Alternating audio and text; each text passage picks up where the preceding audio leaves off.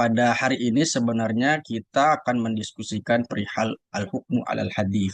Nah, karena berhubung al-hukmu alal hadis ini sifatnya sederhana sekali, maka pada pertemuan ini saya buat untuk kelas praktik ya, praktik bagaimana kita meneliti hadis.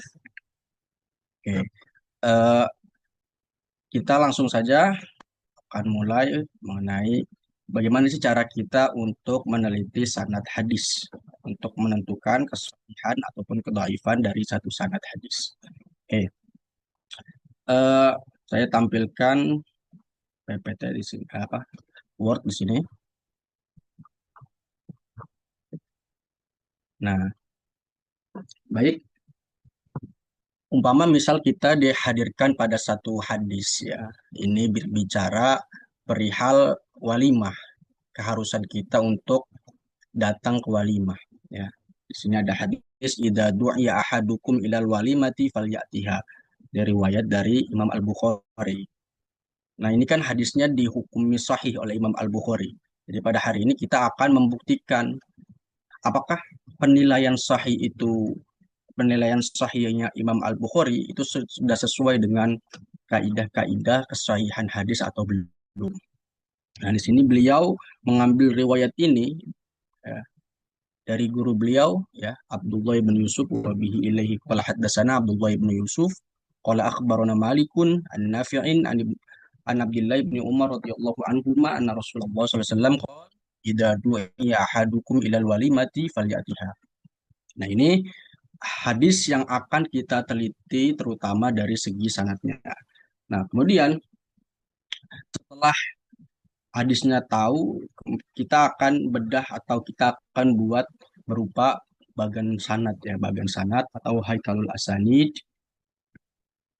Di sini kira-kira sanadnya seperti ini. Dan Rasulullah, Abdullah bin Umar, Nafi', Malik bin Anas, Abdullah bin Yusuf, baru kemudian Al-Bukhari. Nah, ini kira-kira sanad hadis tersebut. Dengan sigot al-adanya, hadasana, akhbarona, an, dan anna. Kemudian kita mulai masuk kepada yang pertama yang harus kita lakukan dalam kajian sanad, yaitu adalah mengidentifikasi si periwayat ya.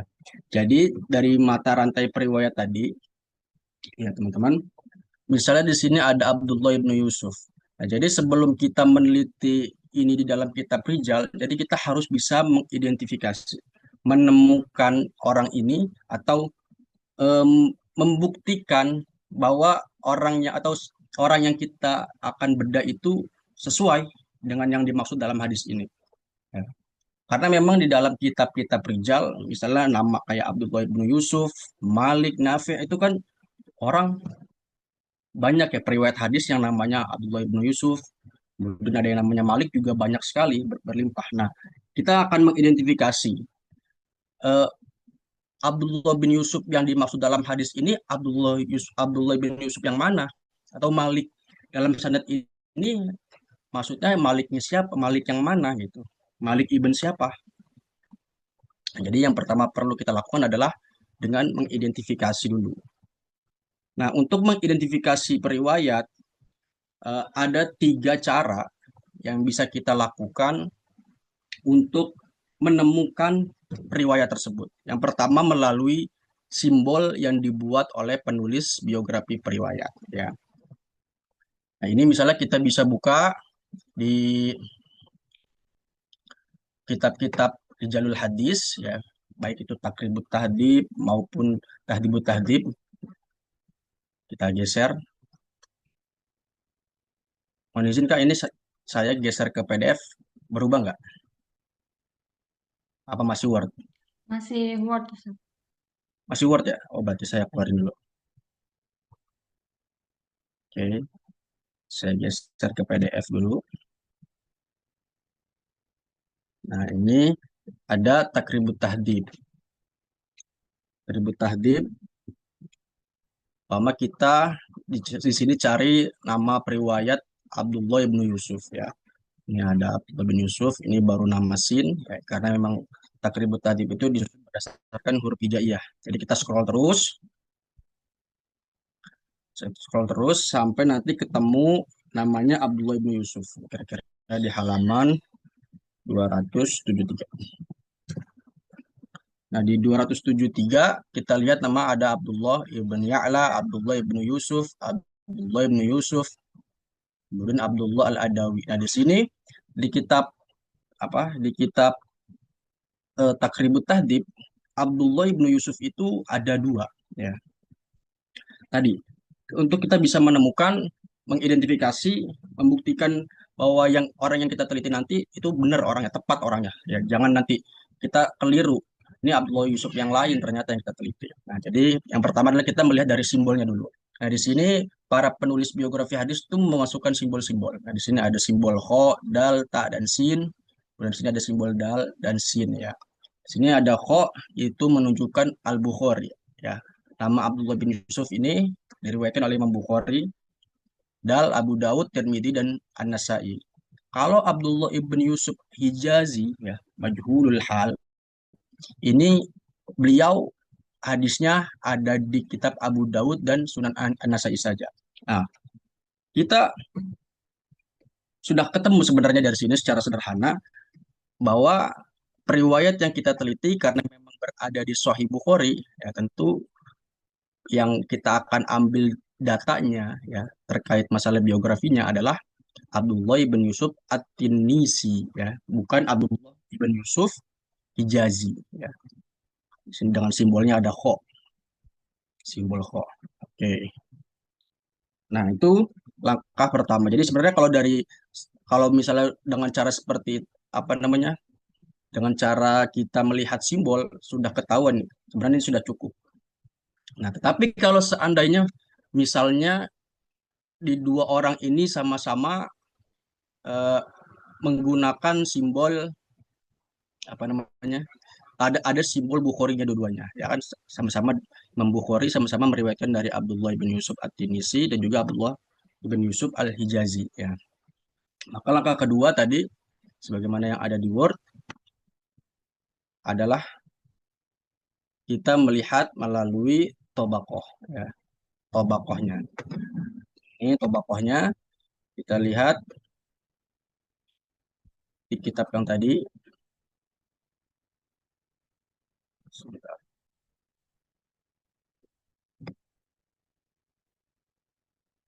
Dalam tobakohnya kita lihat sini ada keterangan min kibaril asyirah.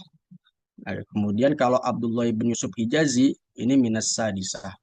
Ini berkaitan dengan tingkatan periwayat hadis. Ya, Eh, berkenaan dengan at-tobaqoh, ya, tobaqoh di sini, tobaqoh, kita bisa lihat di mukaddimahnya Ibnu Hajar. Ya, di Ibnu Hajar, beliau dalam mukaddimahnya, Takribut Tahdibnya juga, itu menyebut sebentar, kayak susah. Nah, di halaman 32 di mukaddimah, beliau menyebut berkenaan dengan tokoh periwayat hadis. Nah, beliau di sini membaginya menjadi 12 tingkatan. Ya, al-ula as-sahaba ala khilafi maratibihim. Jadi sahabat hanya satu tabaqah saja, ya, meskipun nanti Ibnu Sa'ad memberikan tabaqat lagi sahabat itu nanti ada 12 tabaqat juga. Nah, tapi kalau dalam kasus periwayat hadis secara umum, sahabat masuk satu tabaqah saja. Nah, kemudian yang kedua, tabaqah kibarit tabi'in, ya, Ibnu Sa'id, Kabil Musayyibi, Ibnu Musayyib, ya, kibarut tabi'in. Kemudian yang ketiga ada tabaqatul wusta minat tabi'in, ya, tabi'in wusta, kemudian masih tabi'in tabi'in juga kibarut tabi'in, ya. Dia tabi'in wusta, cuman banyak meriwayatkan hadis dari kibarut tabi'in. Kemudian at-tabaqatul sughra minhum, ya, sigurut tabi'in, ya, alladzina rawau al-wahida wasnaini, ya. Beliau meriwayatkan dari satu dan dua orang kalangan sahabat. Walam yathbut li ba'dihim as-sama'u minas sahabah. Tetapi tidak ada kepastian, tidak ada kejelasan kalau beliau mendengar langsung dari sahabat tersebut, ya. Seperti misalnya Al-A'mash. Nah, seterusnya. Nah, ini ada 12 tingkatan. Nah, kemudian kalau kita misalnya lihat di kitab Dirasatul Asanid ya 327 di halaman 278. Nah, ini kalau berkaitan dengan tobako itu sebenarnya adalah menunjukkan usia 278 278 atau sebentar atau 378 ini.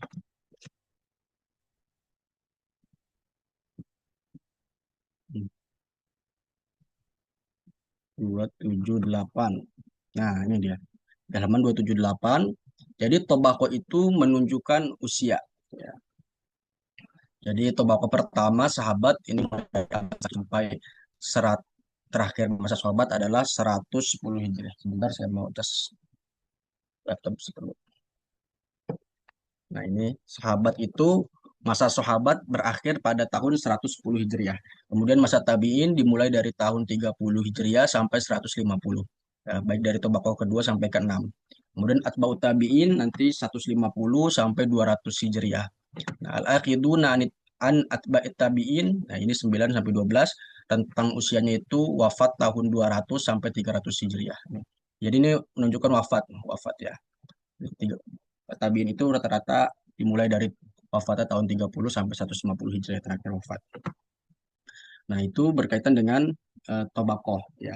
Jadi misalnya kalau kita buka takribut tahdib umpama ini takribut tahdib, kita cari tadi Abdullah ibn Yusuf di halaman 273. Di halaman 273 Abdullah ibn Yusuf ya. Nah, di sini Abdullah ibn Yusuf wafatnya 18. Ini kan mata sana tamani asyrota. Nah, ini kan masa wafat tahun 18. Tapi kalau karena kita melihat tobakoh, nah tobakoh yang ke-10 itu kan dimulai wafatnya dari tahun 200 sampai 300 Hijriah. Ya, maka ini menunjukkan wafatnya itu tahun 218 Hijriah Abdullah bin Yusuf. Ya, kalau ini sadisah, berarti kalau misalnya kita lihat tobakoh, tembakau ke-10 ini dimulai dari tahun 200 wafat dari tahun 200 Hijriah sampai 300 Hijriah. Berarti ini 18 bukan 18 Hijriah wafatnya Abdullah bin Yusuf karena dia tembakau ke-10. Berarti dia wafat di tahun 218 Hijriah. Nah, ini biasanya kalau tobakohnya para para imam hadis itu tobakohnya imam hadis kan ada di eh, kita balik lagi ke tobakoh. Tobakohnya imam hadis itu berada di tingkatan ke 11 ya. Imam hadis dalam arti penulis kitab hadis. Ya. Al-hadiyata asyarata ya at-tabaqatul wusta min dalika kadduhli atau ad-duhali wal Bukhari dan Imam Bukhari. Jadi kalau kita misalnya meneliti Abdullah bin Yusuf kan ada dua tingkatan tadi, tingkatan 10 sama tingkatan ke-6. Nah, maka kita dapat pastikan tuh yang merupakan gurunya Imam Bukhari, kalau misalnya tingkatan ke-6 ini cukup jauh sekali, ya, terputus ya, satu tingkatan. Tapi nggak mungkin kalau gurunya Imam Bukhari adalah Abdullah bin Yusuf Hijazi. Maka dengan begitu, karena tingkatan 10 itu berada di atas Imam Al-Bukhari, maka kita pastikan bahwa yang dimaksud dari Abdullah bin Yusuf adalah At-Tinnisi. Ya, Abdullah bin Yusuf At-Tanisi. 273 ya, Abdullah bin Yusuf At-Tinnisi ya, itu. Nah, itu dia berkaitan dengan penelitian apa kita mengidentifikasi riwayat. Jadi kita tulis di sini tadi sudah diketahui yang simbolnya dengan kho mana ada kho, kemudian tobakohnya tadi tobakoh ke-10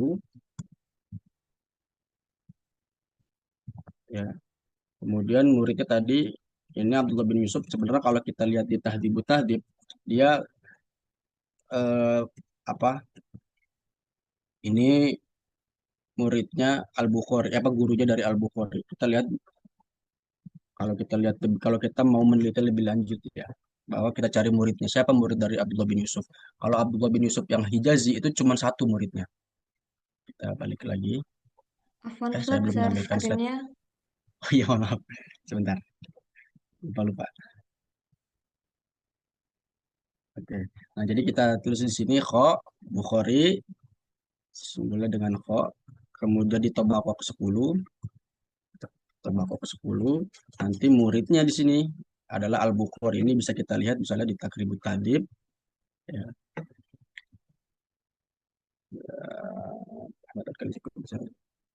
Nah, ini kalau misalnya kita lihat di Tahdibut Tahdib, nanti Abdullah ibnu Yusuf ini meriwayatkan hadis apa namanya, muridnya adalah Al-Bukhari. Jadi kita melihat dulu dari Al-Bukhari di sini. Abdullah bin Yusuf At-Tinnisi punya murid namanya Al-Bukhari. Ada rawaan, kalau rawaan itu berarti guru, kalau rawaanhu berarti murid ya. Muridnya adalah Al-Bukhari. Berarti sudah ketahuannya Al-Bukhari. Nah, sedangkan kalau misalnya periwayatan tadi Abdullah bin Yusuf Hijazi, di sini dia cuma punya murid Yazid ibn Abdullah Al-Hadi, tidak punya murid Al-Bukhari. Ya, maka ini langkah berikutnya untuk kita mengidentifikasi mana nih yang dimaksud dengan Abdullah bin Yusuf. Apakah Abdullah bin Yusuf apa namanya, Abdullah bin Yusuf At-Tinisi atau Abdullah bin Yusuf Hijazi. Nah, kita sudah ketemu datanya, berarti dia adalah Abdullah bin Yusuf At-Tinisi. Oke, kita balik ke Word. Nah, di sini berarti Abdullah ibn Yusuf Al-Tinisi ya, Al-Tinisi yang berada di Tobako ke-10. Nah, ini langkah-langkah semacam ini apa namanya? Kita lakukan juga di periwayat-periwayat yang lain. Tadi kan ada Malik, Nafi', Abdullah bin Umar dan seterusnya. Nah, kira-kira langkahnya sama seperti tadi. Untuk kita bisa mengidentifikasi dari periwayat yang akan kita cari. Terus Nafi juga demikian, nanti simbolnya Ain. Ain itu berarti mutafak alaih. Dia masuk dalam kutub asitah, diriwayatkan oleh kutub asitah. Terus Ibnu Umar, nah misalnya kayak Ibnu Umar ini Ibnu Umar yang siapa gitu? Apakah Abdullah bin Umar? Apakah nanti Asim ibn Umar ya? Dan banyak sekali anak-anaknya dari Ibnu Umar. Nah, kemudian kita setelah mengidentifikasi, menemukan periwayat yang kita cari, selanjutnya adalah kita melakukan kajian sanad hadis. Baru kita mulai ke kajian sanad hadis. Nah, kajian sanad hadis ini kita mulai dari menguji ketersambungan sanad. Nah, yang paling sederhana untuk melihat ketersambungan sanad itu ya dari bentuk sigot al-ada, ya, sigot al-ada dari apa bentuk penyampaian hadisnya. Kalau kita lihat di awal dari Imam Bukhari ngambil dari Abdullah bin Yusuf dengan sigot apa? Nah, kemudian di sini Abdullah bin Yusuf, Imam Bukhari ngambil dari Abdullah bin Yusuf dengan sigot haddatsana. Nah, haddatsana. Maka kita tulis di sini berarti haddatsana. Nah, haddatsana. Kemudian apakah dia melakukan tadlis atau tidak? Nah, tadi kan kalau misalnya kalau dia sigotnya sigot yang sorry dengan haddatsana akhbarona, kita tidak perlu meneliti apa dia tadlis atau tidak. Tapi kalau misalnya kalau dia misalnya periwayatnya menggunakan diksian, kita perlu mencari apakah dia tadlis atau tidak. Ya, seperti misalnya dengan an, kita perlu mencari tadlisnya. Nah, tapi kalau misalnya ini untuk kasus hadasana, maka kita tidak perlu, maka kita strip saja. Kemudian tahun lahir, tahun wafat. Kita melihat sebenarnya dengan begini sudah ketahuan nih mutasil. Tapi kalau misalnya ingin menunjukkan kepastian bertemu ya, untuk mempertegas pertemuan antara Abdullah bin Yusuf dengan Al-Bukhari, kita perlu menguji tahun lahir wafat, koneksi guru muridnya, kemudian tingkatannya, lokasi keberadaannya, dan juga status baru nanti hukum hubungan antara Al-Bukhari dengan Abdullah bin Yusuf. Kita cari keterangan ini di dalam kitab Tadi kita kembali lagi ke kitab, sorry, saya tampilkan dulu screen-nya. Kita kembali ke takrib apa namanya tahdibut tahdib. Di tahdibut tahdib ini kan pembahasannya lumayan detail. Secara urutan kita perjalanan hadis itu pertama memang disebutkan nama lengkap dulu ya, nama lengkap, kemudian ada diksi-diksi seperti Al-Misri. Ini Misri berarti beliau eh, emang pernah tinggal di Mesir atau lama hidup di Mesir. Ya, asluhu min Dimash, dia lahir atau asalnya itu berasal dari Damaskus. Nazalat Tinis, Tinis juga merupakan daerah di kota Mesir. Dia pernah singgah di kota Tinis atau memang dia tinggal di kota Tinis, Mesir. Jadi kita dapat keterangan ini, lokasinya Mesir, Damaskus ya. Oke, ini bisa kita kembali dulu, kita isi dulu supaya tidak lupa. Nah, ini secara lokasi dia dari Mesir, Mesir dan Damaskus. Terus ya, nanti untuk keterangan-keterangan lainnya, kalau dia pernah mengunjungi daerah-daerah lain, kita bisa melihat guru-gurunya, apa namanya, guru-guru beliau. Guru-guru beliau itu ada di daerah mana saja. Nah, kalau misalnya dari situ nanti ketahuan kalau beliau pernah mengunjungi daerah-daerah tertentu. Ya, ini biasanya keterangan-keterangan semacam ini menunjukkan intensitas ya. Entah dia yang pertama tadi kan asluhu di Masqo ya. Asluhu di Damaskus ya. Dia asalnya ada di Damaskus berarti menunjukkan dia lahir di Damaskus ya. Kemudian tadi Al-Misri menunjukkan dia lama hidup. Al-Misri nisbah nisbah kepada satu negara yang pernah atau negara atau kota yang pernah dia singgahi atau yang dia singgahi. Nah, Mesir Damaskus sudah kita temu, kita kembali lagi untuk mencari tahun lahir dan tahun wafat. Nah, ini Abdullah bin Yusuf, ini masih daftar murid. Kemudian nanti setelah daftar guru murid biasanya adalah jarah wa ta'dil, penilaian periwayat hadis. Ini langsung qala Ibnu Ma'in awthaqun nas fil muwatta'i al-Qa'nabi thumma Abdullah bin Yusuf dan seterusnya. Kemudian masih penilaian hadis wa huwa thiqatun awthaq min Marwan at-Tatari qala al-Ijli thiqatun kana min athbati syamin dan seterusnya. Ini masih berkaitan dengan jarah wa ta'dil. Baru nanti di akhir-akhir biasanya penyebutan berkaitan dengan wafat ataupun usianya.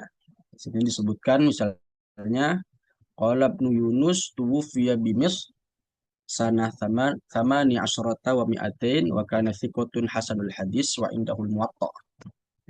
Jadi dia wafat di tahun 218 tahun. 218 ya, sesuai dengan tadi takrib yang kita baca. Jadi wafatnya, sedangkan tahun lahirnya kita belum temukan atau memang tidak ada keberadaan tahun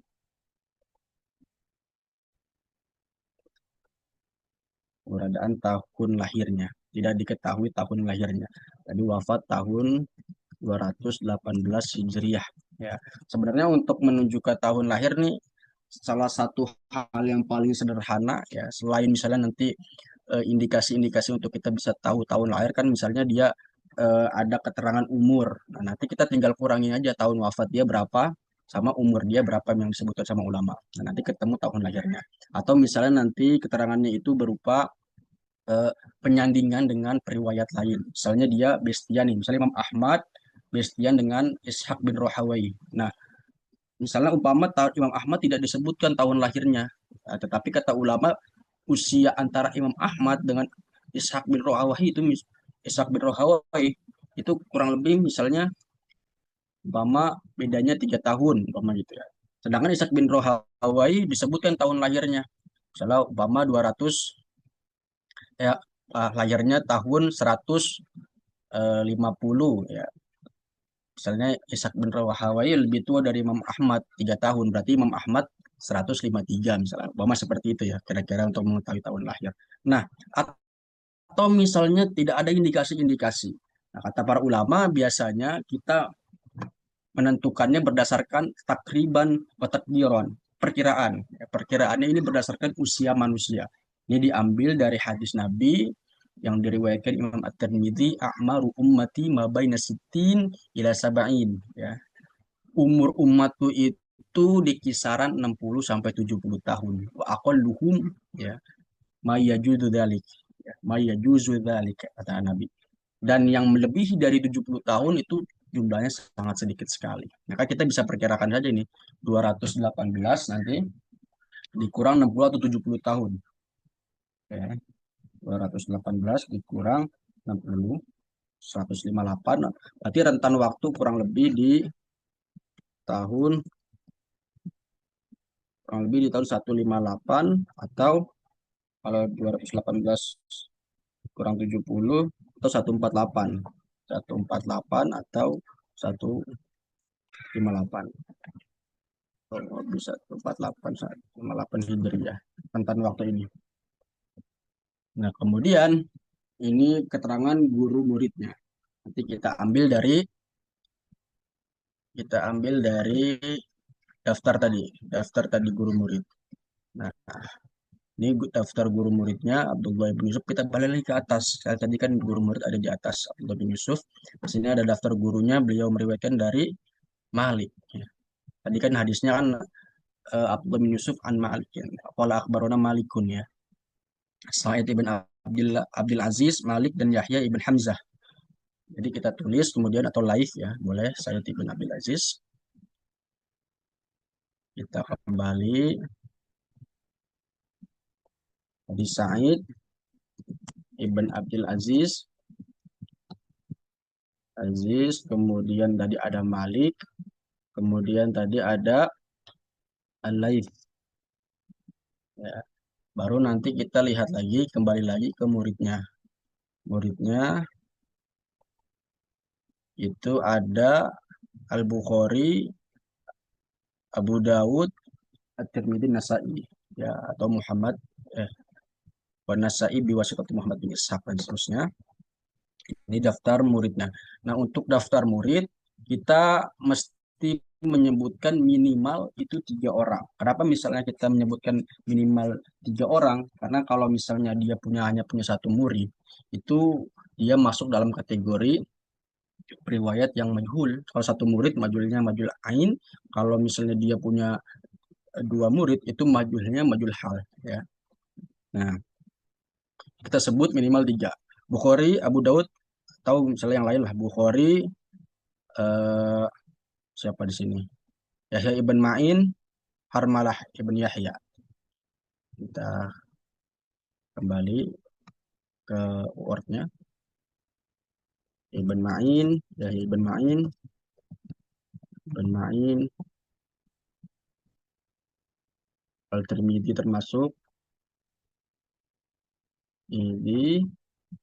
Kemudian tadi Al-Bukhari muridnya. Ini kita bisa bold karena memang ada indikasi dia punya hubungan guru murid. Di sini juga ada keterangan Malik sebagai guru Abdullah bin Yusuf, kita kasih bold juga. Ini bisa kita kasih keterangan dan lain-lain karena menunjukkan murid dan gurunya itu banyak. Ya. Baru nanti kita lihat tingkatannya. Nah, ini tingkatannya ini bisa kita lihat di kitab Taqribut Tahdibnya tadi Ibnu Hajar Al-Asqalani yang sangat sederhana. Nah, kita kembali ke Taqribut Tahdib. Kalau ini Tahdibut Tahdib, penjelasannya lumayan detail. Tapi kita lihat dulu apakah di sini ada keterangan tabaqah atau tidak nih. Oh, tidak ada keterangan tabaqah. Jadi kita bisa lihat dia di kitab Taqribut Tahdib. Taqribut Tahdib Abdullah bin Yusuf At-Tih. Ya, tabaqah yang ke-10. Ya, jadi apa namanya? Tabaqah yang ke-10. Kita bisa balik lagi di sini. Dia berada di tabaqah yang ke-10. 10. Nah, dari sini kita sudah bisa menghukumi ittisal atau tidak, eh, antara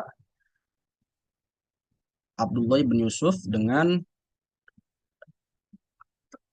Al-Bukhari misalnya tadi ya.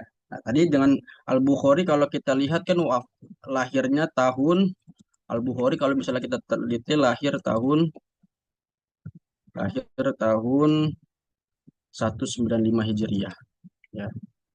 Sedangkan wafatnya Abdullah bin Yusuf itu 218 tahun. Nah, batas minimal seseorang itu boleh ngaji hadis, boleh menerima hadis itu kan 5 tahun. Artinya Imam Bukhari ya ketika ngaji kalau kita hitung ya dengan Abdullah bin Yusuf berarti dia rentan waktu antara tahun mendengar hadisnya 200 Hijriah sampai 218 Hijriah. Nah, berarti rentan rentan waktu antara 200 sampai 218 Hijriah ini adalah rentan waktu Al-Bukhari mengaji hadis dengan Abdullah bin Yusuf ya. Nah, dengan begitu maka kita bisa hukum itu karena memang secara usia itu menunjukkan imkanul liqa, maka dia mutasil pertama dengan sigot hadasana pertama hukum hadisnya ini nanti adalah atau hukum sanadnya adalah mutasil mutasil dengan Al-Bukhari mutasil dengan Al-Bukhari karena menggunakan bentuk penyampaian penyampaian haddatsana haddatsana yang mengindikasikan mendengar langsung mendengar secara langsung hadisnya. Ditambah dengan dibuktikan juga dengan tambahan bukti dibuktikan juga dan juga dengan keterangan tahun lahir, wafat, guru, murid dan seterusnya. Ya, guru, murid dan seterusnya. Yang menunjukkan pertemuan antara Abdullah bin Yusuf dengan Al-Bukhari. Jadi mutasil dengan Al-Bukhari. Dan nanti seterusnya kita bisa melakukan hal yang sama teman-teman untuk menguji ketersambungan sanad. Nanti kita lakukan juga kepada Malik ibn Anas dan seterusnya. Ya, dan seterusnya. Oke, itu. Nah, kemudian nanti setelah kita sudah menemukan keterangan berkaitan dengan ketersambungan sanad, data-data yang dibutuhkan untuk ittisalus sanad, maka kita nanti memberikan kesimpulan ya. Maka kita akan dapat simpulkan dari segi ketersambungan sanad atau ittisalus sanad, sanad hadis ini dihukumi muttasil ya. Koneksi dari Al-Bukhari, Abdullah bin Yusuf dan Malik menggunakan bentuk penyampaian yang tegas, sharih, yaitu haddasana dan akhbarona yang mengindikasikan mendengar atau membacakan langsung hadisnya. Nah, kemudian yang kedua, koneksi Malik dengan Nafi dengan Ibnu Umar menggunakan bentuk yang tidak tegas, ghairu sharih ya, tadi dengan sigot an Nafi'in an Ibnu Umar. Misalnya, itu kan indikasi bahwa ini potensi terputus sanadnya. Ya, namun setelah diteliti, Malik dan Nafi itu tidak ada diksi yudalisu, tadlis ya, tadlis. Maka karena tidak ada keterangan tadlis maka ia dihukumi muttasil ya, dihukumi muttasil. Nah, itu teman-teman. Oke. Nah, nanti kita bahas kalau misalnya waktu masih cukup kita bahas berkaitan dengan bagaimana kasusnya nanti kalau misalnya periwayatnya itu dengan sigot an kemudian juga dia dinilai sebagai periwayat yang mudallas ya. Lalu meneliti berkaitan dengan keadilan dan kedhabitan periwayat. Kita balik ke ini tahdibut tahdib tadi sudah kita nemuin beberapa pendapat ulama berkenaan dengan keadilan dan kedhabatan. Jadi adil dan tobat itu kalau misalnya di periwayat kalau seorang sudah dinilai sikoh itu sudah mencakup adil dan tobat ya. Jadi di sini ada Al-Ijli, kemudian kemudian di sini ada Abu Hatim menilai sikoh dan juga Ibnu Hibban di sini dengan kitabnya As-Siqat, Al-Khalili sikoh juga dan seterusnya. Maka kita bisa masukkan data ini ke keterangan adalah.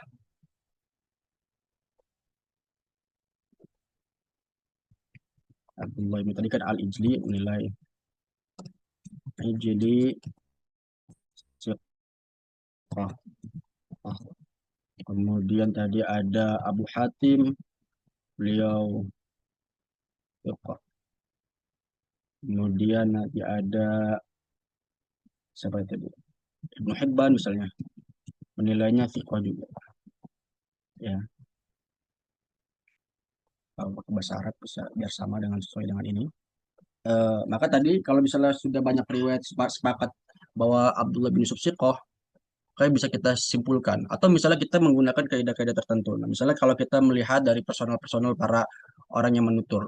Kalau misalnya Ibnu Hibban ngomongin sikoh, ini kan kita perlu hati-hati karena dia kan mutasahil. Bisa jadi sikohnya Ibnu Hibban itu maknanya adalah soduk. Maknanya adalah dia punya kekurangan dari jumlah hafalan. Kekurangan dari segi hafalannya agak, kualitas hafalannya agak berkurang. Ya. Tapi kalau misalnya yang menilai adalah Abu Hatim itu tergolong sebagai ulama kritikus hadis yang kategorinya mutasyadid, orang yang sangat keras dalam meneliti riwayat hadis, sangat ketat ya. Untuk dia tuh sangat jarang sekali ngomong sikoh ke orang. Sekali jadi ngomong sikoh itu udah pasti jelas sikoh lah ya. Nah, ini kalau misalnya orang mutasyadid itu sudah ngomong sikoh, ya, itu bisa jadi kita pegangan. Karena memang kalau orang yang mutasyadid aja udah ngomong sikoh, otomatis orang-orang yang mutasahil pun ngomong siko juga. Maka bisa kita simpulkan di sini riwayat ini adalah Abdullah bin Yusuf ini berkategori sebagai periwayat yang siko. Bahasa Arab. Sikotun. Nah, oke, oke, siko. Nah, ini kita lakukan semuanya pada periwayat-periwayat lain. Nanti misalnya Imam Malik dinilai oleh Yahya ibn Sa'id al-Qattan asbatu ashabi Nafi', Yahya ibn Ma'in kan juga periwayat yang atau kritikus hadis yang mutasyadid juga, nanti beliau nilai sikoh terhadap Imam Malik, sikoh, dan juga maka kita bisa ngasih kesimpulan sikoh, dan seterusnya kita lakukan kepada Nafi dan Ibnu Umar. Kalau sudah kita temukan terkait masalah kualitas setiap riwayat, maka kita bisa hukumi hadis ini adalah hadis yang, ya, hadis ini seluruh periwayatnya adalah periwayat yang sikoh, ya, periwayat yang sikoh. Dari segi kualitas pribadi adalah dan juga kapasitas intelektual, obat seluruh periwayat dihukumi terpercaya, atau dalam arti lain yaitu periwayat yang adil dan dobat. Ya. Pertama dari Abdullah bin Yusuf, riwayat yang sikoh, bahkan menjadi yang paling sikoh ketika dikoneksikan dengan Imam Malik. Malik bin Anas ya adalah periwayat yang sikoh, penulis dari Muwatta, menjadi salah satu murid terbaik dari Nafi'. Ya. Asbatun Nas fin Nafi'. Ya, murid terbaiknya Nafi'. Nafi' periwayat yang sikoh pula karena beliau memang budak yang sengaja dimerdekakan Ibnu Umar supaya dia membantu atau ikut ngaji bareng dengan Ibnu Umar. Bahkan riwayat Nafi' juga sama kuat atau lebih kuat daripada riwayatnya Salim bin Abdullah Ibnu Umar. Jadi Ibnu Umar punya anak namanya Salim, juga periwayat hadis hebat. Tetapi banyak ulama lebih pegang lebih lebih dekat atau lebih mengutamakan riwayat Nafi ketimbang riwayatnya Salim, karena memang secara intensitasnya Nafi itu intensitas ngaji dengan Ibnu Umar lebih lama daripada Salim anaknya Ibnu Umar. Nah, setelah kita menentukan itisol, adalah, dan dobat, selanjutnya adalah kita menguji terkait adanya syad dan ilmu yang sama, apakah ada murid lain, ya. Kemudian apakah terjadi perbedaan, ya, perselisihan, ya, apakah berselisih antara riwayat yang diriwayatkan Imam Bukhari ini dengan riwayat-riwayat lain. Kalau kita cari ternyata di sini ada di riwayat Imam Muslim, ada dua, dan Sunan Abu Daud. Ini kita bisa lihat perbedaan-perbedaannya. Nanti di riwayat Al-Bukhari menggunakan diksi akhbarona Malik, ya. Kemudian riwayat Muslim qara'tu ala Malikin. Kalau Imam Muslim mengambil hadisnya dari Yahya ibn Yahya. Baru kemudian Malik, Nafi, ibn Umar. Kemudian Sahih Bukhari Abdullah bin Yusuf dari Malik, Nafi, Abdullah bin Umar. Nah, ini termasuk diantaranya manfaat dari kita menguji syad dan ilah, itu kita melihat dari jalur-jalur lain, itu adalah kita bisa mengetahui. Misalnya kalau di sini ada nama Ibnu Umar. di Sahih Muslim. Maka dengan cara memperbandingkan kita tahu nih Ibnu Umar yang dimaksud dari hadis ini adalah Abdullah bin Umar, bukan Ibnu Umar yang lain, misalnya kayak Asim Ibnu Umar, kayak misalnya ada Hafiz, ya Hafiz Ibn Umar, bukan Hafs tapi Hafiz, ada juga Hafiz Ibn Umar dan seterusnya, yang anak yang merupakan anak-anak dari Ibnu Umar.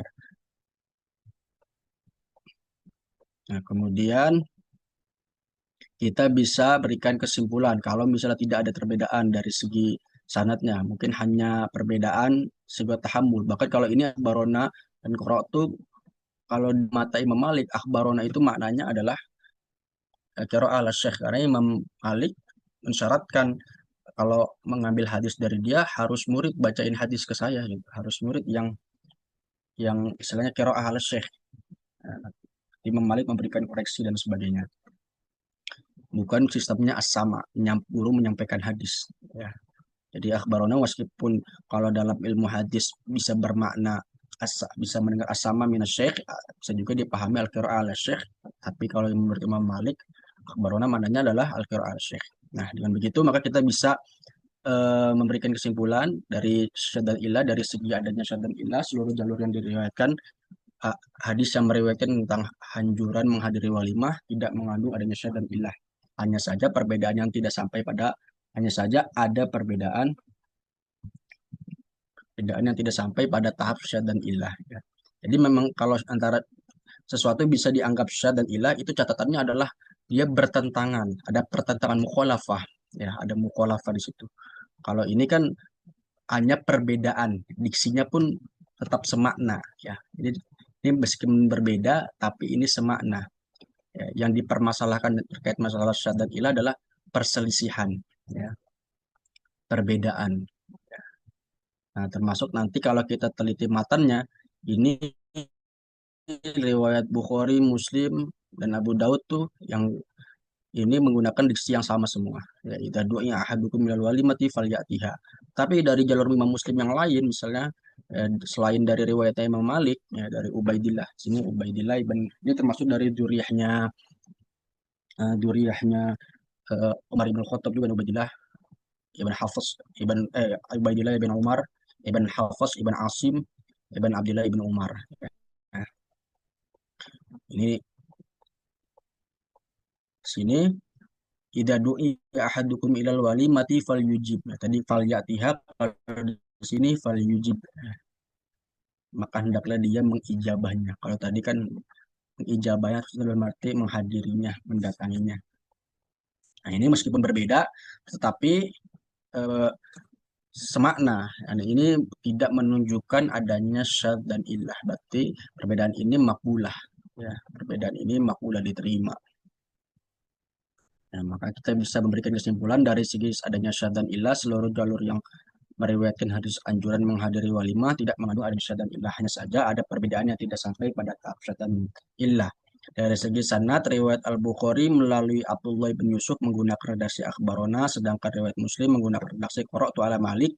Kedua istilah ini dalam pandangan Malik bin Anas adalah dua hal yang sama, karena Malik bin Anas memahami akhbarona sebagai al-qiraah, sebab orang yang meriwayatkan hadis dari Malik harus melalui qiraah. Kemudian riwayat Abu Daud melalui Al-Qanabi menggunakan redaksi an. Redaksi ini perlu diteliti lebih lanjut, apakah Al-Qanabi merupakan periwayat yang mudallas atau tidak. Ya, jika Al-Qanabi masuk dalam daftar periwayat mudallas, mudallas yang tertolak, yang mardud, maka riwayatnya dapat kita anggap sebagai riwayat yang illah, mengandung illah. Kemudian dari segi matan, seluruh jalur riwayat dari hadis ini tidak mengandung adanya pertentangan dengan riwayat lain. Hanya saja terdapat perbedaan redaksi atau riwayat bil makna pada jalur Imam Muslim yang melalui Muhammad ibn al-Muthanna dari Khalid ibn Harith dari Ubaidillah, yaitu dengan redaksi fal yujib. Kalau yang lain riwayatnya fal yatiha, kalau Imam Muhammad ibn al-Muthanna meriwayatkannya dengan fal yujib. Nah, kalau kita sudah meneliti berkaitan dengan ke apa namanya ke itisol adalah debat dan juga berkaitan dengan syahadat ilah, maka kita bisa menghukumi hadis ini. Maka hadis ini berdasarkan hasil penelitian sanad hadis, keharusan menghadiri walimah melalui jalur Imam Al-Bukhari, maka sanad hadis ini dihukumi sahih karena memenuhi 5 syarat hadis sahih. Pertama, ittisal sanad, ya, seluruh riwayat saling terhubung. Kemudian adalah dan tobat, seluruh riwayat dinilai para hadis sebagai periwayat yang sahih, kemudian syad dan illah setelah diperbandingkan dengan riwayat-riwayat lain didapati bahwa riwayat Al-Bukhari tidak bertentangan dengan riwayat yang lain. Dengan begitu maka hadis ini kita hukumi sahih ya karena sesuai dengan memenuhi syarat hadis sahih yang 5. Nah, baik-baik mungkin itu barangkali teman-teman ingin tahu bagaimana seandainya ketika kita dihadapkan pada periwayat yang mungkin ada keterangan tadlis. Nah, kalau misalnya terkait misalnya periwayat yang tadlis di sini ada kita umpama misal kita lagi nyari lagi meneliti periwayat namanya Yahya ibn Abi Katsir At-Ta'i. Nah, di sini ada keterangan dia sikoh. Tetapi ada keterangan tambahan sikoh sahabat lakin nahu yudallisu wa yursil. Dia melakukan tadlis, melakukan irsal. Nah, salah sigotnya di sini an. Tadlisnya dia mudallas, tadlis, melakukan tadlis. Tapi tadlisnya, nah tadlis ini ada beberapa tingkatan teman-teman. Maka kita bisa bisa istilahnya eh, meneliti tobakoh mudallas karena eh, kalau istilah tadlis itu nggak semuanya ditolak ya. Tadlis itu ada yang diterima ada yang ditolak. Jadi kita bisa lihat misalnya tobakoh berkaitan dengan tadlis. Kita bisa lihat tobakoh al-mudallisin di halaman 13. Ini Ibnu Hajar sudah membagi tabaqul mudal tadlis itu ada lima, ada lima. Satu dan dua ini tobakoh yang diterima ya. Man lam yusuf bidzalika illa nadiron ya, orang yang tidak disifati dengan tadlis kecuali dia jarang sekali. Jadi dia melakukan tadlis mungkin jarang sekali. Misalnya dia meriwayatkan 1.000 hadis, cuman satu atau dua hadis yang dia lakukan tadlis dan ini sangat jarang. Bahkan kalau misalnya tadlis pun masih dia ditalis dari periwayat yang sikoh. Dan ini bahkan ulama ada yang menganggap yang tingkatan pertama ini layu'ad, tidak dianggap tadlisnya. Yang seperti Yahya ibn Sa'id al-Ansari. Yang kemudian yang kedua, anihtamal al-a'immah tadlisahu akhraju lahu fi sahih imamatihi wa qillati tadlisi fi janbi marawa katsauri au kana la yudallisu illa an siqatin. Yang kedua adalah orang yang ditoleransi oleh para imam-imam hadis ya terkait tadlisnya dan mereka ini golongan ini yang kedua ini martabat kedua ini diriwayatkan hadisnya di dalam kitab sahih ya karena dia merupakan imam dalam hadis tokoh besar hadis dan sedikit sekali melakukan tadlis seperti Imam Sufyan Ats-Tsauri atau sekalipun dia melakukan tadlis dia tidak melakukan tadlis kecuali dari periwayat yang sikoh seperti Ibnu Yainah. Nah ini kemudian yang ketiga keempat ini punya dua martabah dia bisa ditolak bisa diterima. Kalau diterima ini dengan catatan dia menggunakan sifat adanya yang hadasana maupun akhbarona. Kalau misalnya sifatnya an dan dia mudallas dan dia yudallis ya, maka dia bisa jadi ditolak ya, tingkatan ketiga dan tingkatan keempat. Dan tingkatan kelima wajib ditolak sekalipun dengan sigot as-sama ya, hadasana akhbarona ya. Sedangkan dia masuk dalam tingkatan yang kelima. Nah, ini riwayatnya ditolak. Nah, jadi nanti begini sistemnya. Ibnu Hajar menyebut beberapa daftar al-martabah al-ula wa iddatuhum salah satun wa salasuna nafsan. Jadi jumlah dari martabat atau tingkatan modalis yang pertama itu ada 33 nih yang melakukan tadlis kecuali jarang sekali kata Ibnu Hajar ada 33 terus ke bawah. Nah, untuk kita misalnya mencari tadi Yahya ibn Abi Katsir, kita lihat saja di Fihris karena Fihris ini bukan lagi berdasarkan martabah tapi berdasarkan huruf hijai. Kita scroll sampai ke bawah, kita cari yang namanya Yahya ibn Abi Katsir. Jadi kita teliti Al-Yamani Yahya ibn Abi Katsir Al-Yamani ini sofha, ini nomor, ini sofha halaman Yahya ibn Abi Katsir di halaman 36. 36 sini ada Yahya ibn Abi Katsir min sigari tabi'in hafidun masyhurun katsirul irsal wa yuqal lam yasih lahu sama'un min sahabiyin wa wasafahu Nasai bit tadlis. Nah, ini dia di nomor ke berapa? Di nomor 63. Jadi kita scroll dulu sampai nomor satunya. Sampai nomor satunya itu ada di nah, nanti dia berada di al-martabah ats-tsalitsah wa iddatuhum tsalatsatun wa tsalatuna nafsan.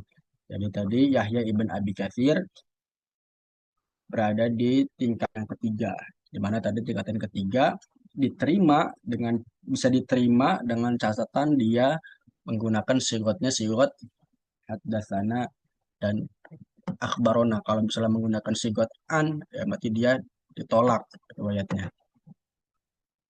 Oke. Dan begitu tadi kalau kita menyikapi riwayat tadlis, kalau sunat tadlis, tadlisnya yang ketiga. Ada kalau misalnya dia dengan an, maka dia masuknya ketiga, ya, maka dia mardud karena dengan an dikasih kuat adanya tadlis di sana. Gitu teman-teman kira-kira berkaitan dengan penelitian hadis, ya, kajian sanad. Insya Allah nanti saya mungkin kasih soal.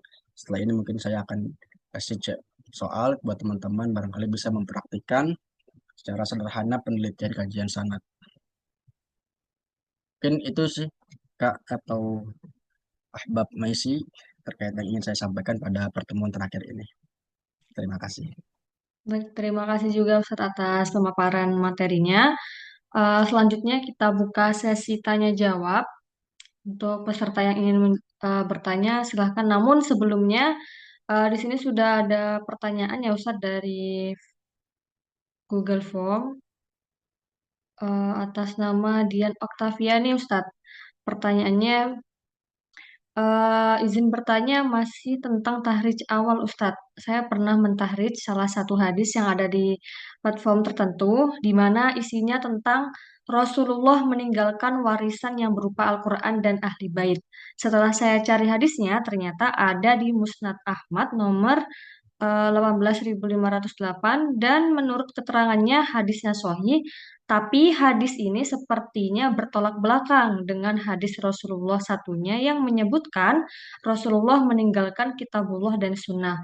Dan kedua hadis ini sahih Ustadz. Bagaimana menanggapinya ya Ustadz? Terima kasih. Dan apakah betul Rasulullah meriwayatkan hadis melihat karakter dan latar belakang orang tertentu yang sedang diajak bicara sehingga perkataan Rasulullah bisa berbeda untuk satu pembahasan. Begitu, Ustaz, pertanyaannya. Bisa langsung dijawab, Ustaz? Oke, eh, apa tadi berkaitan dengan apa periwayatan kalau misalnya berkaitan dengan yang tadi berkaitan dengan riwayatnya Imam Ahmad ya yang yang menyebut eh, taraktu fikum amro ini ya berkaitan dengan Nabi meninggalkan Al-Quran dan juga ada yang menggunakan diksi Ahlul Bait dan keduanya pun istiqomah. Itu memang eh, kalau saya sih belum ini ya belum pernah mohon izin mohon maaf kalau saya belum membahas lebih lanjut berkaitan dengan hadis Ahlul Bait, tapi saya pernah mendengar ceramah dari Quraish Shihab bahwa beliau pernah melakukan penelitian terkait masalah taraktu fikum amro ini.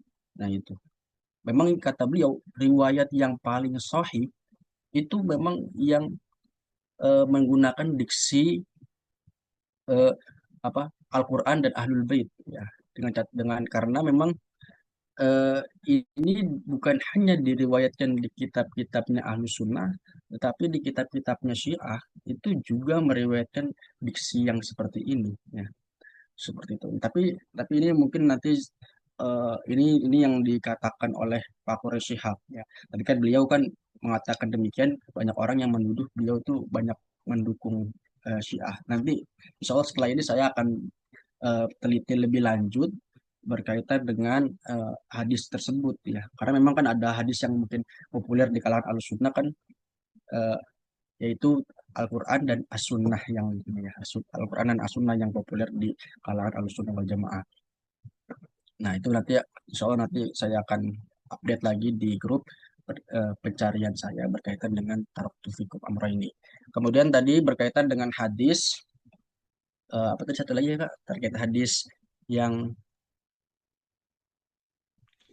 Ya, Ustaz, apakah betul Rasulullah meriwayatkan hadis melihat karakter dan latar belakang orang tertentu yang sedang diajak bicara oh iya. sehingga perkataan Rasulullah bisa aja beda untuk satu pembahasan. Ya, memang ini eh, kadangkala Nabi itu kadang menyabdakan sesuatu itu berdasarkan konteks dari si penanya. Ya, misalnya di orang ini jarang sholat, umpama. Lalu dia ngasih pertanyaan kepada Nabi, atau Nabi tiba-tiba menyabdakan, ayul a'malil afdol. Ada sahabat nanya, amal apa yang paling baik? Ya, as-sholatu li waktiha, atau as-sholatu fi awali waktiha.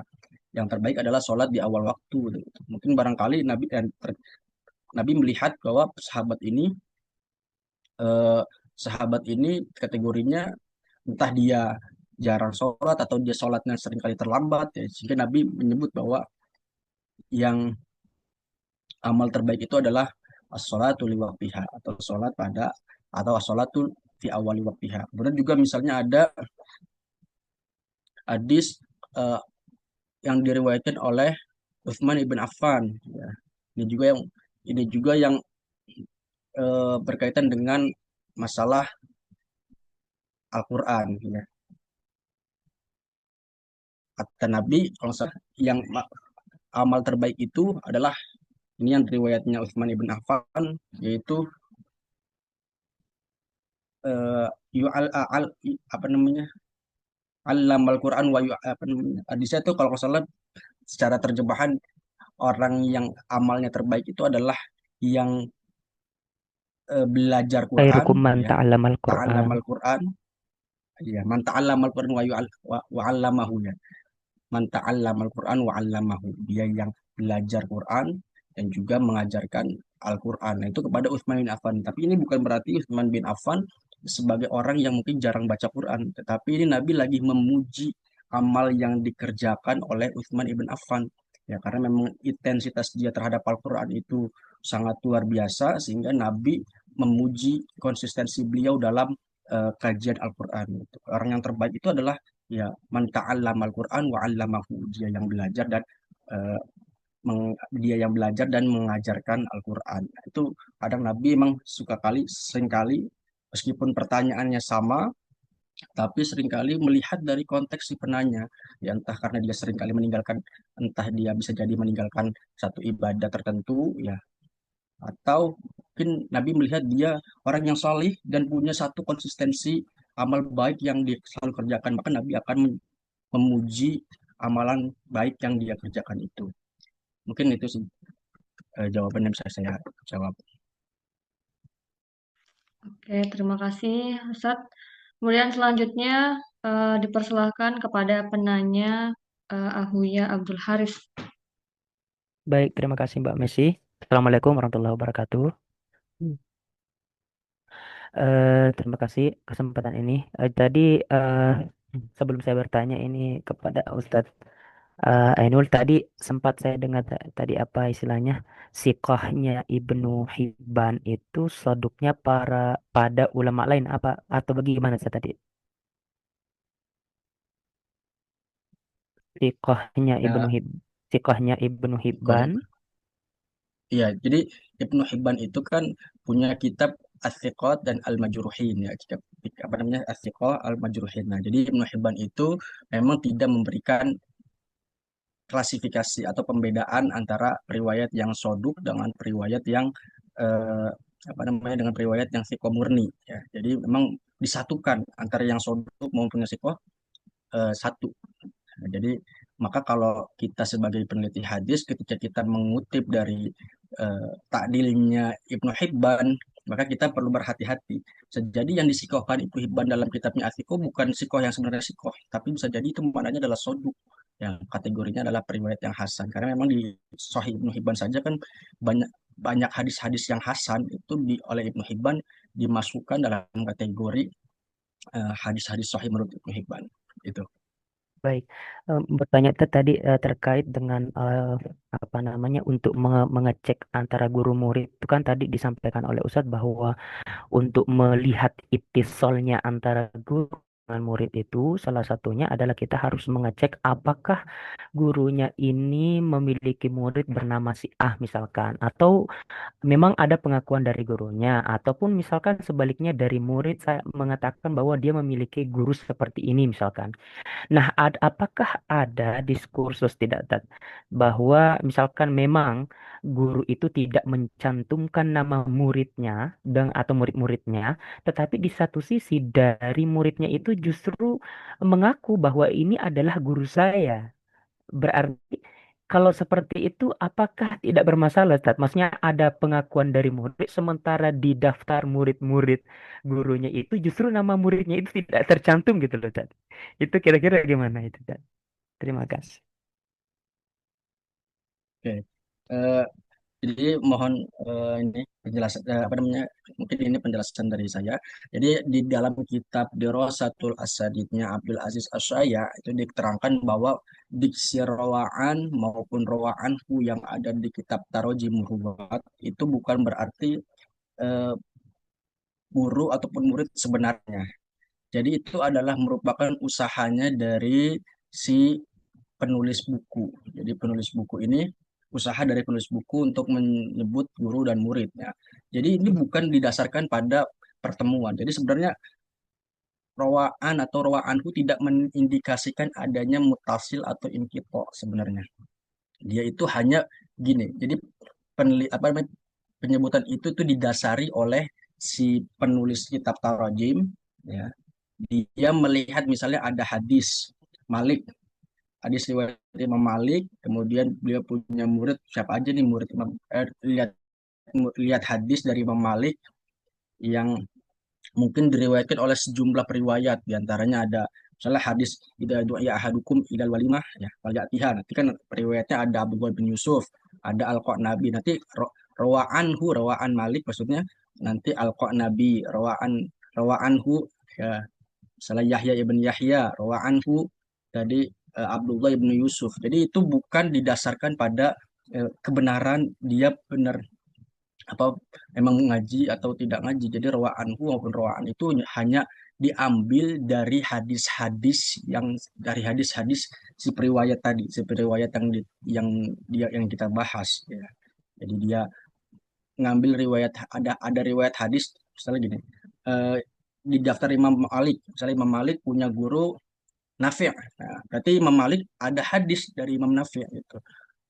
Imam Malik punya murid eh, tadi siapa Abdullah bin Yusuf. Berarti emang ada hadis yang bersumber dari Abdullah bin Yusuf, dari Malik bin Anas, dari Nafi' dan seterusnya gitu. Nah, itu jadi rawaan itu tidak mengindikasikan adanya ketersambungan maupun keterputusan. Dia hanya didasarkan pada eh, hadis-hadis yang beredar sekarang ini, hadis-hadis yang beredar di dunia ya. Seperti itu. Baik, Ustaz. Terakhir tadi Waalaikumsalam. itu ada terkait dengan majhul sama majhul hal. Mohon penjelasannya, Ustaz. Misalkan tadi ada gurunya muridnya hanya satu, itu dikatakan majhul. Kalau dua, ya boleh dikatakan majhul hal, itu mungkin bisa dijelaskan. Terima kasih. Assalamualaikum. Nah, ini berkaitan dengan majhul hal. Kita misalnya tadi eh, kita balik saja ke riwayat yang tadi ya. Ini ada tapi dari Abdullah bin Yusufnya tidak ada keterangan. Di Tahdibut Tahdib, tadi kan ada Abdullah bin Yusuf Hijazi. Ini riwayat dia ada di kitab Abu Dawud dan kitab Sunan An-Nasa'i. Rawaan Sa'id Al-Maqburi wa Muhammad bin Ka'ab Al-Quradi. Dia punya hadis dari Sa'id Al-Maqburi dan juga Muhammad bin Ka'ab Al-Quradi. Nah, kemudian wa anhu Yazid ibn Abdullah ibn Al-Had ya. Dia punya murid Yazid ibn Abdullah ibn Al-Had. Nah, ini sebenarnya masuk ke dalam kategori periwayat yang majhul ya. Majhulnya majhul ain karena dia punya eh, hanya punya satu orang murid. Nah, tapi kenapa kok di sini keterangannya majul hal ya, majulnya majul hal. Nah, jadi perlu kita ketahui bahwa Ibnu Hajar itu, kalau yang saya baca ya, sepanjang yang saya baca, saya ternyata Ibnu Hajar itu punya istilah majul-majul tersendiri. Jadi ada majul ain, kalau majul ain itu nanti punya satu murid saja. Jadi dia punya hadis, hanya ada hadis satu yang bersumber dari Yazid ibn Abil Al-Had. Nah, ini. Nah, kebetulan di sini kalau kata Ibnu Hajar ada majul hal. Majul hal itu salah satu definisinya pertama adalah dia diriwayatkan minimal dua orang atau tiga orang dan tidak ada yang mensikohkan misalnya ya. Nah itu. Kemudian Ibnu Hajar punya lagi definisi terkait majul hal atau istilahnya mastur ya, periwayat yang mastur. Kata Ibnu Hajar gini, beliau dengan diksi. Bisa jadi majul hal itu termasuk diantaranya adalah periwayat yang punya satu orang murid dan disikohkan oleh Ibnu Hibban walam yutabi'hu ya, walam yutabi'hu dan tidak ada yang menilai lagi selain dari Ibnu Hibban ya. Jadi kata Ibnu Hajar itu termasuk diantaranya majul hal atau periwayat yang mastur adalah meskipun dia punya satu orang murid saja, tetapi dia disikohkan oleh Ibnu Hibban di sini, Ibnu Hibban ya. Dan tidak ada periwayat atau tidak ada kritikus hadis manapun yang menilai sikoh selain Ibnu Hibban ini. Nah itu. Nah ini dimasukkan dalam kategori majul hal. Nah kemudian juga ada eh, masuk juga diantaranya majhul hal itu adalah orang-orang periwayat-periwayat yang tidak dikomentari, tidak ditanggapi oleh tiga ulama kritikus hadis. Ya ada Abu Hatim, Yahya ibn Sa'id al-Qattan, satu lagi saya lupa satu lagi pokoknya ada tiga daftar Ali al-Madini, Ibn al-Qattan dan Ali al-Madini. Kalau tiga orang ini tidak nyebutin periwayat, yaitu udah indikasi dia ada majhulnya majhul hal atau mastur. Itu juga masuk diantaranya definisi majhul menurut Ibnu Hajar. Nah, kemudian juga beberapa ulama mutaqaddim ya, termasuk diantara Yahya Ibn Sa'id Al-Qattan, ini menyebut di sini kan majulnya majul hal ya. Majulnya majul hal. Nah, ini majul hal di sini ulama-ulama mutaqaddimin itu tidak memberikan pembeda antara majul ain dengan majul hal ya. Jadi di ulama mutaqaddimin itu ada yang menyamakan antara majul hal maupun majul ain. Ya, tapi secara sederhana yang mungkin berkembang di kalangan di buku-buku ilmu hadis, kalau majul hal itu ya dia punya satu orang murid ya. Kalau majul hal tadi majul ain satu murid saja, majul hal itu punya dua orang murid ya, dua orang murid. Ini. Nah, ini kenapa misalnya Abdullah bin Yusuf masuk kategori mursal hal karena memang dia punya satu orang murid kemudian disikohkan oleh Ibnu Hibban dan tidak ada ulama-ulama lain yang mensikohkannya. Mungkin itu berkaitan dengan majhul. Baik, terima kasih Tat. Oke, selanjutnya kita beralih ke penanya Abuya Udin. Dipersilahkan kepada Abuya untuk pertanyaannya. Terima kasih.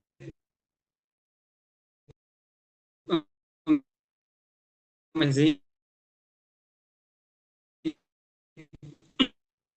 Ustaz izin nanya nih, bandingkan syad atau tidaknya antara yang mursal dengan yang mutasil sebagai contoh nih. Untuk hadis yang 117 di dalam kitab Al-Marasilnya Imam Abu Dawud itu eh, dari Al-Hakam ini Hakam bin Utaibah ya. Qala kata Rasulullah sallallahu alaihi wasallam ila Mu'ad bin Jabal wa huwa bil Yaman wa fil halimi wal halimati dinaron. Itu yang mursal. Kalau yang mutasil itu beliau juga meriwayatkan dari Anil A'mash an Abi Wa'il an Masruq an Mu'ad bin Jabal qala ba'atsani Nabi sallallahu alaihi wasallam itu lafadznya wa min kulli halimin dinaron. Nah, kalau yang mutasil disebutkan halimin dinaron, kalau yang mursal itu ada muannasnya al-halimati. Nah, apakah kemudian yang mutasil dengan yang mursal itu untuk yang syad tidaknya bisa dibandingkan atau tidak? Itu yang pertama, karena di kitab Al-Amwalnya Abu Ubaid itu beliau menyebutkan terkait dengan mahfudzat. Innal mahfudho wal musbata min zalika wal hadis alladzi la dzikra lil halimati. Artinya yang tidak disebutkan halimahnya. Artinya halim saja. Nah, apakah kemudian bisa dibandingkan antara yang mursal dengan yang mutasil? itu syad tidaknya, atau syad atau mahfudnya. Syukur Ustaz.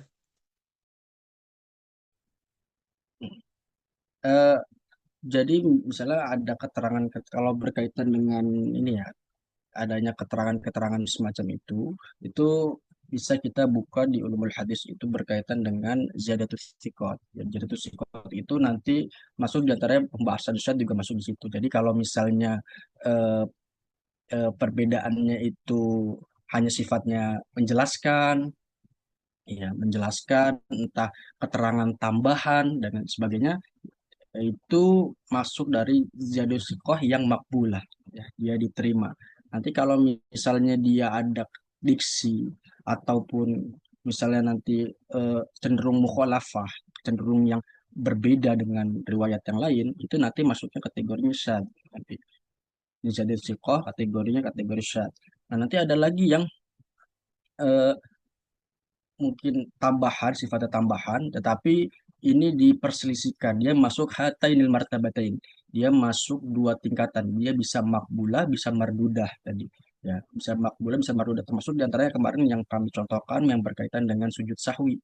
Sujud sahwi itu posisinya dia adalah hadisnya eh, apa ada yang menganggap dia hadis sahih, ada yang menganggap dia hadis syad karena dia dikategorikan sebagai hatainil martabatain. Nah, kalau misalnya tadi eh, berkaitan dengan mutasil maupun mutasil dengan yang mursal itu bisa bisa kita komparasikan, nanti kita dengan indikasi-indikasi tertentu dari mana nih yang riwayat yang paling kuat, ya yang paling kuat dari segi periwayatnya, ya dari segi periwayatnya. Kemudian yang paling mudah sih kalau kita melihat mursal ataupun mutasil ya komentar-komentar ulama terdahulu karena memang dia yang paling, mereka-mereka lah yang mungkin paling mengetahui berkaitan dengan mursal dan mutasil, ya.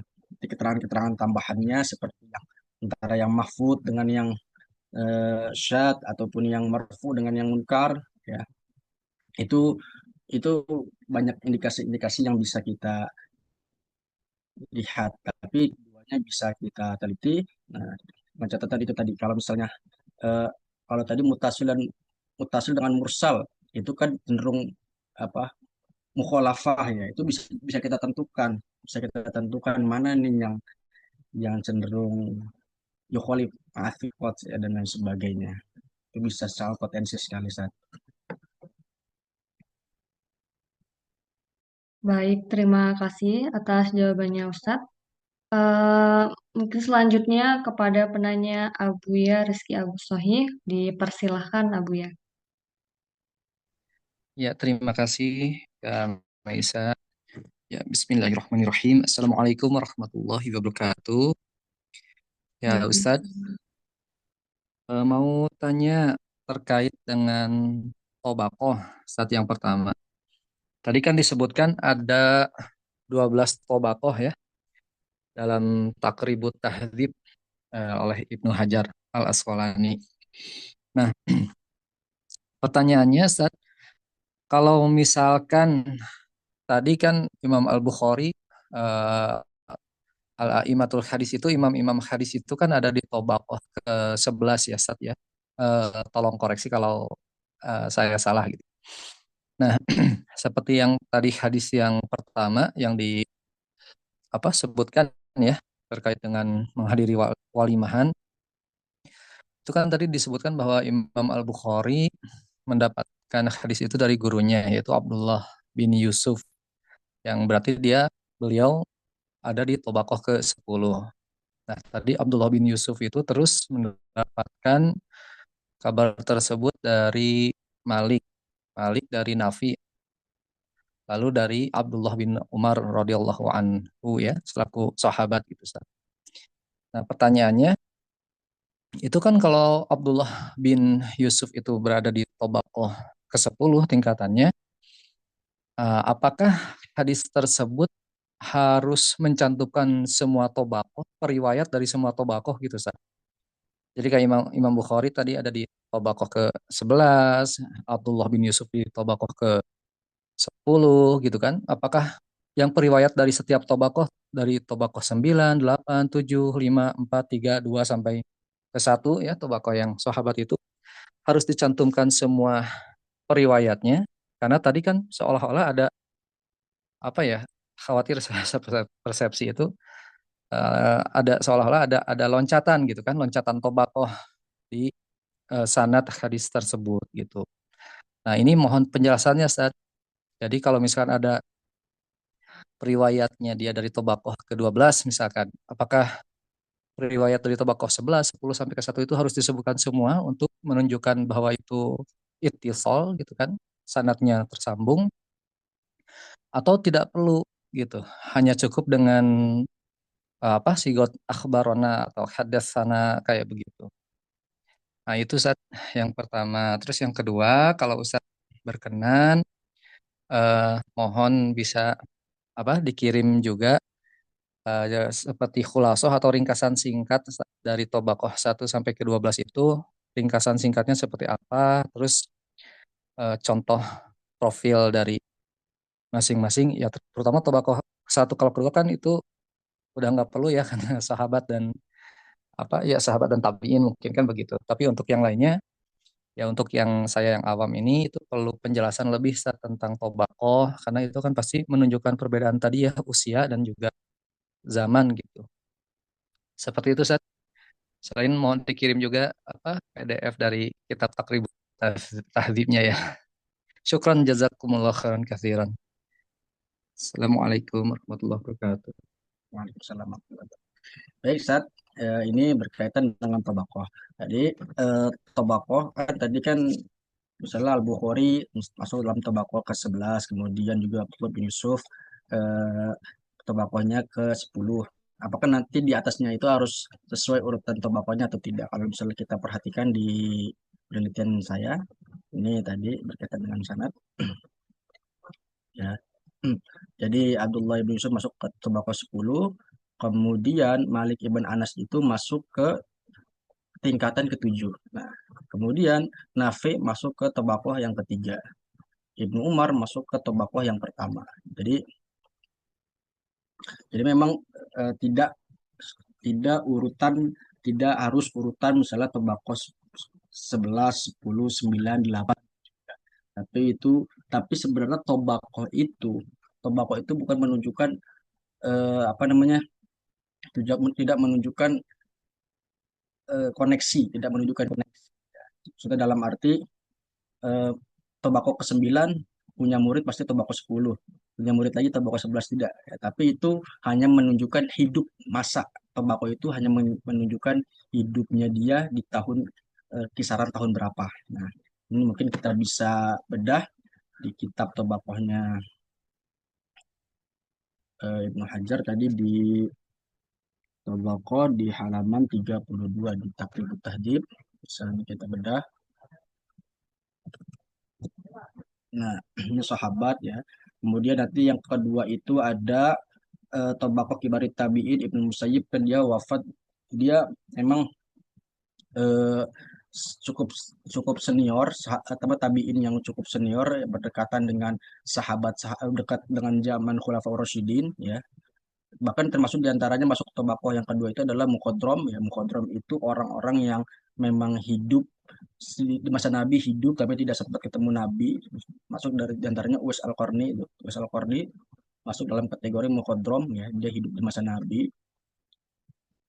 Kira-kira di sini nih orang-orang yang tingkatan kedua itu secara usia bisa jadi mereka itu apa, dalam arti semasa atau seumuran dengan sahabat-sahabat muda itu sebenarnya ya. Bahkan Ibnu Musayyib itu kan lahirnya kalau tidak salah di masa-masanya Abu Bakar atau Umar sebetulnya, Ibnu Musayyib itu. Tapi kan dia punya punya punya apa namanya, punya guru Abu Hurairah nanti, Ibnu Musayyib. Nah, kemudian Al Hasan wa Ibnu Sirin ini nanti di atas tahun 50-an ya, itu masuk Tabaqatul Wusta ya. Kemudian ini termasuk diantaranya mungkin di sini termasuk juga tabiin yang ketiga adalah Zubair Al-Awwam, Zubair Al-Awwam, Urwa bin Zubair ya, yang di tahun mungkin kan Urwah bin Zubair, Hasan Al Basri itu kan tahun apa namanya 90 atau 80, di bawah tahun 100 maupun di atas 100 dikit lah. Mungkin misalnya kayak Urwah bin Zubair itu di tahun 93 Hijriah wafatnya, ya. Itu. Kemudian tobakoh yang keempat ini masih juga tobakoh yang tabiin, cuman ini di bawahnya lagi dia banyak meriwayatkan dari kibarut tabiin, ya. Di antaranya misalnya Az-Zuhri, ya, maupun Qatadah. Itu Az-Zuhri kan juga punya riwayat dari Ibnu Musayyib, ya, ambil dari Ibnu Musayyib ada. Nah, kan kalau Az-Zuhri nanti itu kan secara rentan usia di 124, ya. Az-Zuhri wafat 124. Jadi menunjukkan hidup masanya tuh kisaran waktu tersebut. Nah, jadi kalau tadi misalnya ini di masa-masa Khulafaur Rasyidin sudah hidup, tobako yang kedua, ya. Bahkan di masa-masa Khulafaur Rasyidin sudah berseliweran, kan banyak juga seperti misalnya ada Alqomah. Alqomah itu murid dari Ibnu Mas'ud. Itu kan Ibnu Mas'ud kan hidup juga, maksudnya dalam arti dia sahabat senior sekali, itu tua tua, sahabat tua. Bahkan ketika dia diutus ke satu negeri, itu Alqomah sudah ngaji sama Ibnu Mas'ud, ya. Kemudian juga eh, ini masuk di antaranya Al-A'mash, ini juga di bawah dari Az-Zuhri secara rentan usia, Ibnu Jurayj, dan terus ini Malik dan Ats-Tsauri. Malik kan 179, ini kisaran waktu 179 160, masuk ke dalam tobakoh yang ke-6, termasuk diantaranya eh, Ibnu Ishaq, ya. Ibnu Ishaq juga masuk ke tingkatan tobakoh yang ke-7, ini 151, ya, 179, ya, dari Malik. Ini memang rekan-rekan usia. Nanti di bawahnya Malik nanti ada Ibnu Uyainah, Ibnu Ulayyah. Ini kan tadi Malik ini kan 179. Nanti Imam Syafi'i tobako yang ke-9 itu di kisaran usia. Imam Syafi'i itu kan wafat tahun 204, ya, 200-an Hijriah. Bisa jadi di akhir-akhir abad kedua maupun di awal abad eh, ke abad ke apa namanya? Abad ketiga pertama di awal, ya. Masuk diantaranya Abu Daud atau Yalisi, Abdul Razak As-Sun'ani. Kan Ason atau Musonaf itu kan berkembang di akhir-akhir abad kedua Hijriah. Nah, saudaranya Abdul Razak As-Sun'ani, penulis dari kitab Musonaf. Kemudian Ahmad bin Hambal, kalau tadi Imam Syafi'i 204 Hijriah, di bawah tobakonya Imam Syafi'i itu ada tobakonya Imam Ahmad, tobako yang ke-10, ya. Ini Imam Ahmad itu wafat tahun 241. Tadi termasuk dari antaranya Abdullah bin Yusuf 218. Jadi di awal-awal munculannya itu ada masa-masa yang tobako ke-10. Nah, itu rentan usianya menunjukkan hidup di masa itu. Nah, kemudian setelah itu ada Duhali wal Bukhari. Bukhari wafat tahun 256, 250-an. Nah, kemudian ada di bawahnya lagi At-Tirmidzi, ini At-Tirmidzi, ya, Abu Daud dan seterusnya. Ini di bawahnya lagi kan Muslim 261. Rentan waktu 20-30 tahun ke belakang, yaitu ada Imam At-Tirmidzi, Abu Daud yang 279, 275, ya. Itu Majah juga demikian, 270-an, ya. Bahkan An-Nasai itu bisa masuk dalam kategori tobakoh yang ke, entah ada yang menyebut 13 atau 12, ya. Ini karena dia itu wafatnya tahun 303, kalau nggak salah 303 Hijriah. Ya, di bawah dari tobakoh Tsaniyata Asyarata, ya. Itu kira-kira. Jadi memang tembakau itu menunjukkan rentan usia hidupnya, ya. Tidak menunjukkan bahwa tembakau 9 misalnya itu mesti meriwayatkan dari tembakau yang ke-8, ke-7 dan seterusnya. Jadi memang dalam penelitian hadis nggak masalah kalau tembakau, atau bukan berarti masalah kalau misalnya nanti tembakau 10 dari Abdullah bin Yusuf mendengar dari tembakau ke-7 Malik bin Anas. Nah, nanti Malik bin Anas mendengar dari tembakau yang ketiga Nafi'. Nafi' mendengarkan dari tembakau pertama, kan seolah-olah melengkap, tapi itu tidak menunjukkan keterputusan sanad. Nah, itu hanya menunjukkan rentan hidup mereka di kira-kira tahun 120-an Hijriah. Rentan hidup mereka itu di sekitar tahun 200-an, 200 awal Hijriah dan seterusnya. Jadi itu saya kira-kira berkaitan dengan at-tabaqah. Syukron, Ustaz. Oke, terima kasih Ustadz atas penjelasannya. Mungkin ada lagi peserta lain yang ingin bertanya. Saya kira tidak ada ya. Oke, karena tidak ada lagi yang ingin bertanya. Kemudian, karena memang sudah malam juga, em, saya tutup sesi tanya jawab. Dan sekaligus ini juga menjadi penanda berakhirnya kelas ilmu sanat ya, Afkar Akademi.